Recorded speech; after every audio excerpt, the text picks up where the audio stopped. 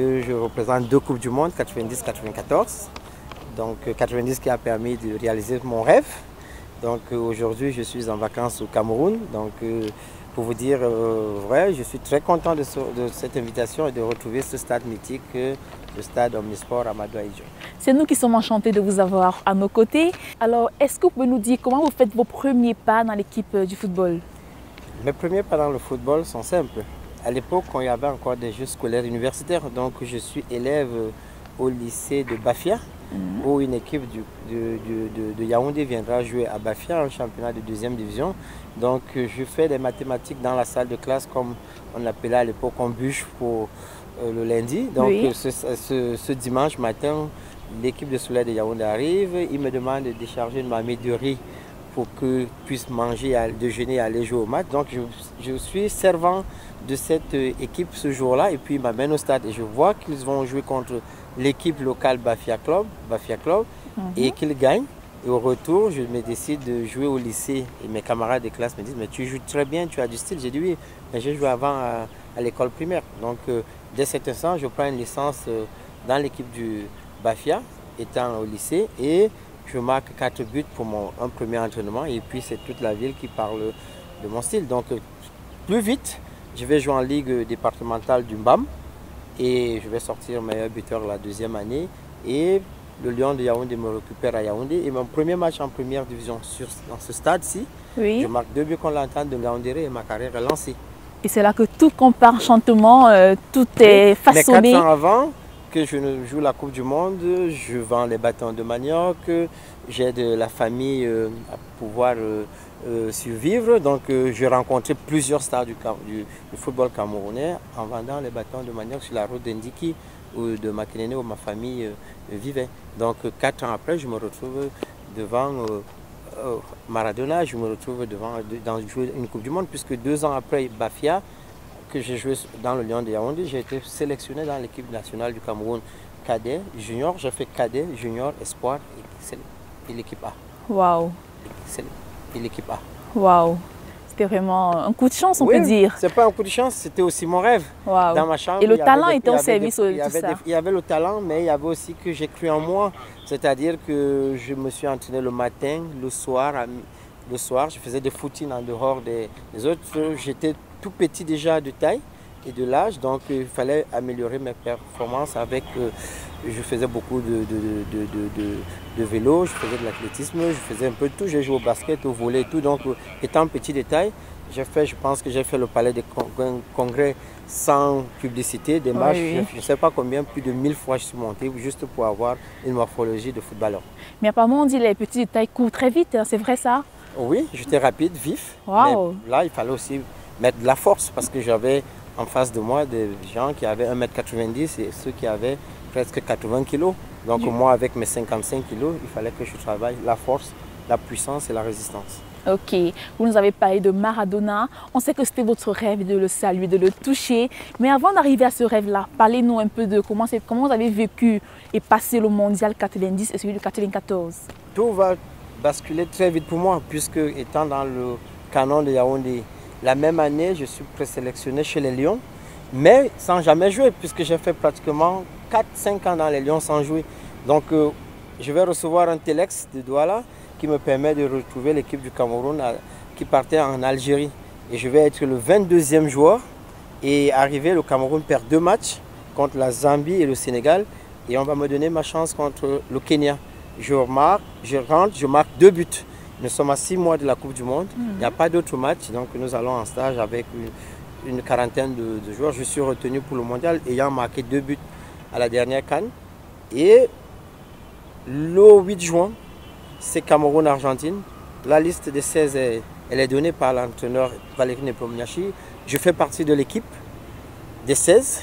Donc je suis au banc de touche avec Roger Mila, avec Pagal, Libi, Songo. Et moi, donc nous sommes 5 remplaçants. Donc je vais avoir la chance dès le début du match de rencontrer Maradona dans le vestiaire et lui demander ses équipements. Et mon rêve se réalise en ce moment. Pour moi, la Coupe du Monde est terminée, mais alors qu'elle ne faisait que commencer, puisque nous allons battre l'Argentine 1-0. J'ai mal au cœur de battre l'idole, Mais au verset, on se regarde, il a le regard baissé. Je regarde Maradona, je dis on a battu Maradona. Je n'ose même pas crier, je n'ose même pas.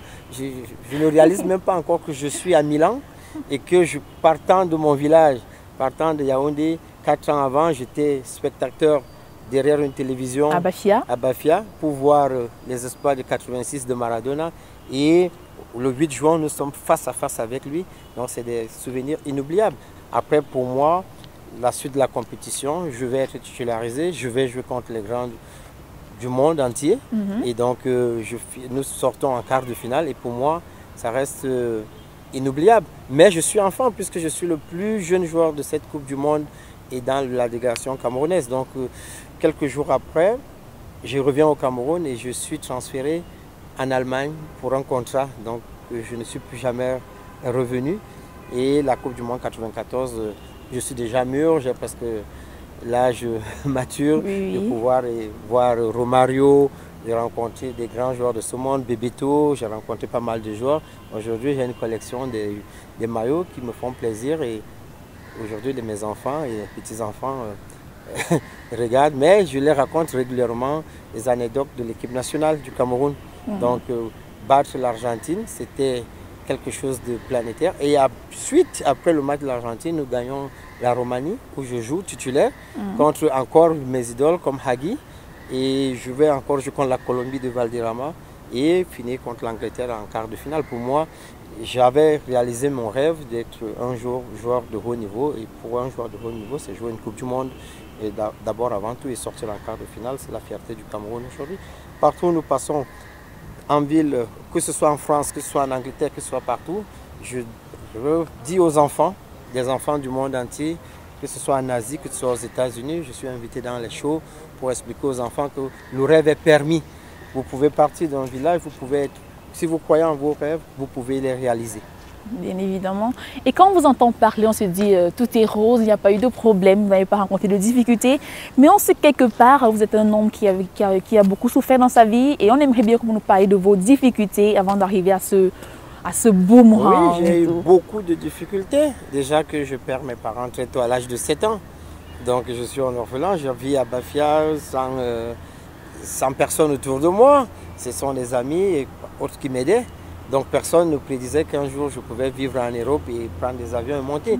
Mais après je viens à Yaoundé, c'est difficile de m'imposer dans le lion, dans le canon, mais par la force de Dieu, parce que j'y crois, et du travail aussi. J'ai du travail et je pars. Mais il faut savoir que j'ai souffert beaucoup à l'équipe du Cameroun. Pourquoi? Parce que derrière vous, cet immeuble, j'ai dormi, j'ai passé au moins 500 nuits dans c'était notre hôtel 5 étoiles. Au sous-sol, il y avait des vestiaires, donc nous n'étant pas professionnels, je passais 2 mois ici à me laver avec de l'eau dans une bassine qui avait saigné, l'eau de la pluie. Et c'est des souvenirs que je n'oublie pas et que mes coéquipiers aussi, on en parle souvent avec. Il y a 3 jours, je parlais encore avec Omambi, que tu te rappelles encore le stade Omnisport, on vivait sous le sous-sol et on allait gagner des matchs. Donc c'est à raconter aux enfants et je crois que ça avait plaisir. Et puis nous sommes fiers de ce parcours, d'être passé au stade Omnisport. À la sous-tribune, on habitait des mois et des mois pour aller gagner un match au Nigeria ou pour aller jouer une Coupe d'Afrique. Waouh! Et puisque vous nous parlez de vos coéquipiers, parlez-nous un peu de vos relations avec Albert Roger Mila par exemple. Bon, c'est difficile de le dire. Je sais que je m'entends avec pas mal de coéquipiers, mais lui particulièrement, c'est très spécial parce que nous avons joué ensemble. J'étais jeune, je l'ai vu jouer. Et nous avons joué au même poste et puis nous avons voyagé loin en Asie. Très très loin, on a passé 4-5 années ensemble. Nos relations n'ont jamais été très bonnes. Nous avons été toujours opposés à nos idées. Comme je dis toujours, nous ne sommes pas obligés, nous étions obligés d'être coéquipiers, mais pas amis. Donc ça n'a pas été toujours de bonnes relations. Jusqu'à aujourd'hui, ça a toujours été très tendu entre. Et moi, je comprends, c'était la génération d'avant. Lui, il a joué en 82, nous on est arrivé en 90. Bon, après, maintenant, c'est sans rancune. C'est vrai que c'est des relations, à part lui et encore Joseph Antoine Bell, je pense que les autres, on se dit bonjour, on se parle, quand on a l'occasion de se voir comme hier, j'ai vu pas mal de ma génération. Mais moi, j'ai cette chance aussi, parce que je suis entre 2 générations. puisque mon âge me permet aujourd'hui de discuter avec Rigobertson ou de discuter avec Samuel Eto'o, ou de discuter avec Olembe, Weme qui est très proche de moi. Donc moi je vis cette génération et même celle d'aujourd'hui avec les Jérôme Mongene comme Onana qui a la je rends visite, je regarde des matchs. Donc aujourd'hui je suis sélectionneur, ça me rapproche plus de la jeunesse. Donc je suis plus avec la jeune génération qu'avec l'ancienne génération puisque je suis entraîneur des U23 et non seulement des U23, je parcours le monde entier. Il ne faut pas oublier que dans ma carrière de foot, j'ai été celui qui a été un manager des joueurs. Et manager de joueurs, dans notre génération de Lyon, j'en avais 18. C'est quelque part, vous êtes un homme qui a beaucoup souffert dans sa vie et on aimerait bien que vous nous parliez de vos difficultés avant d'arriver à ce beau moment. Oui, j'ai eu beaucoup de difficultés. Déjà que je perds mes parents très tôt à l'âge de 7 ans. Donc je suis un orphelin, je vis à Bafia sans personne autour de moi. Ce sont des amis et autres qui m'aidaient. Donc personne ne prédisait qu'un jour je pouvais vivre en Europe et prendre des avions et monter. Mais après je viens à Yaoundé, c'est difficile de m'imposer dans le Lyon, dans le canon. Mais par la force de Dieu, parce que j'y crois. Et du travail aussi. Du travail et je pars. Mais il faut savoir que j'ai souffert beaucoup à l'équipe du Cameroun. Pourquoi? Parce que derrière vous, cet immeuble, j'ai dormi, j'ai passé au moins 500 nuits dans c'était notre hôtel 5 étoiles. Au sous-sol, il y avait des vestiaires. Donc, nous n'étant pas professionnels, je passais 2 mois ici à me laver avec de l'eau dans une bassine qui avait saigné, l'eau de la pluie. Et c'est des souvenirs que je n'oublie pas et que mes coéquipiers aussi, on en parle souvent avec. Il y a 3 jours, je parlais encore avec Omambi, que tu te rappelles encore le stade Omnisport, on vivait sous le sous-sol et on allait gagner des matchs. Donc c'est à raconter aux enfants et je crois que ça avait plaisir et puis nous sommes fiers de ce parcours. Dites-nous, comment est-ce que vous voyez le football camerounais, l'avenir du football camerounais? L'avenir du football Cameroun, moi ça me choque pour vous dire vrai qu'une nation comme le Cameroun, les gens ne font que dire que ça ne va pas, ça ne va pas. Mais si vous étiez Ivoirien, si vous étiez Togolais, si vous étiez Algérien, si vous étiez Marocain, si vous étiez Tunisien, c'est des équipes qui ont une seule étoile, qui n'en ont même pas. Nous, on a 5 Coupes d'Afrique. On continue à pleurer, à pleurnicher. Est-ce que nous, les footballeurs camerounais, Dieu n'a pas seulement béni le Cameroun? On dit toujours que c'est le hasard. On dit toujours que ça ne va pas. Mais d'où sortent tous ces joueurs? Il y a des éducateurs qui les forment dans les quartiers.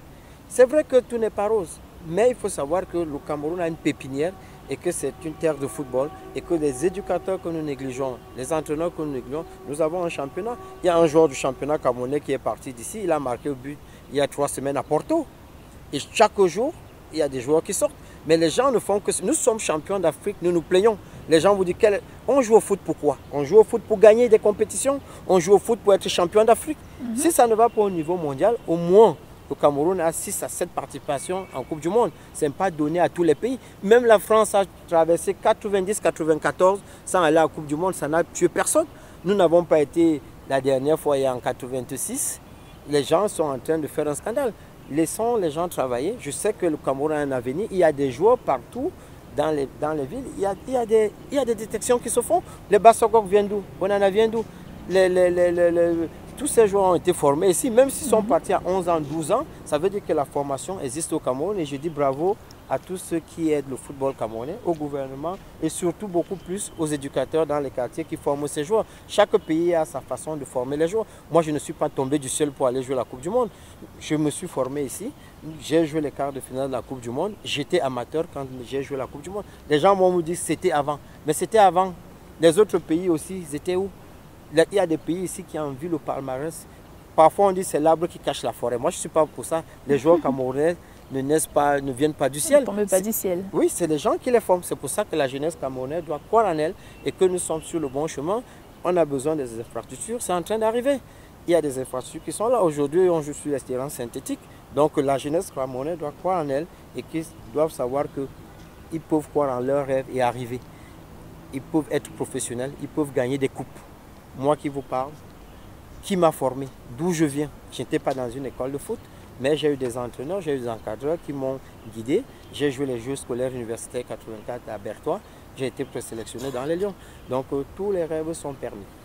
Alors, Monsieur Mabouankessa, aujourd'hui vous êtes vu comme une icône du football camerounais et aussi comme un exemple pour la jeunesse camerounaise. Alors, à tous ces jeunes qui nous regardent aujourd'hui, véhiculez-leur un message. Il faut croire en leurs rêves et savoir que le Cameroun a beaucoup. On peut aussi réussir étant au Cameroun. Ça ne veut pas dire de ne pas chercher à l'étranger, mais étant au Cameroun, on peut avoir tout. On peut être professionnel à partir du Cameroun.